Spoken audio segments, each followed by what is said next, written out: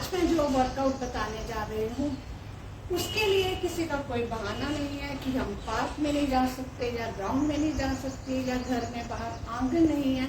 आप ये एक्सरसाइजेस एक कमरे में खड़े होकर भी कर सकते हैं।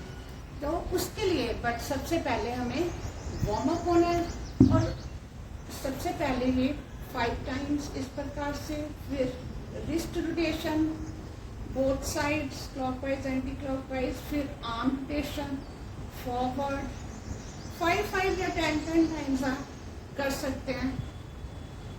इसके बाद नेक रोटेशन,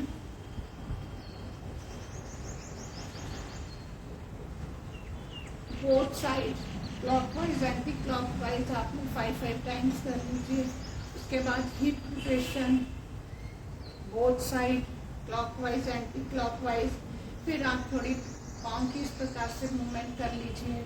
रोटेट भी कर सकते हैं, ऐसे नहीं ऐसे हो पाता तो इस प्रकार से कर लीजिए। दोनों साइड से आपने करना है। और फिर अब शुरू करते हैं हम स्पॉट वॉकिंग। ये आपने 15 मिनट्स करनी है।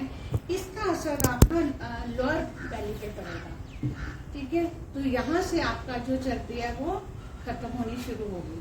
इसमें आपने देखो सबसे पहले इस प्रकार से 15 मिनट्स धीरे धीरे स्पीड बढ़ाएंगे। स्पीड बढ़ा सकते हैं, पहले स्लो भी कर सकते हैं आप।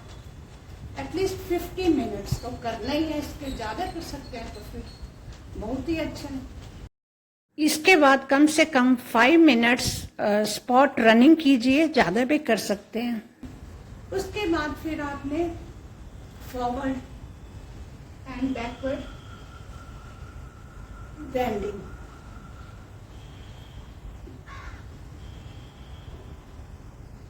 कम से कम 200 टाइम्स कीजिए।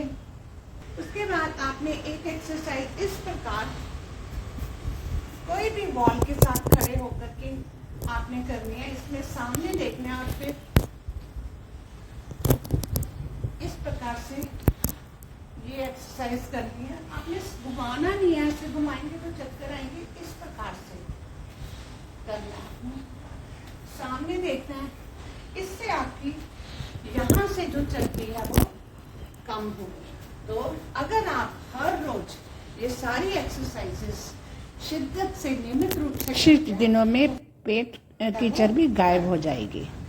Thank you.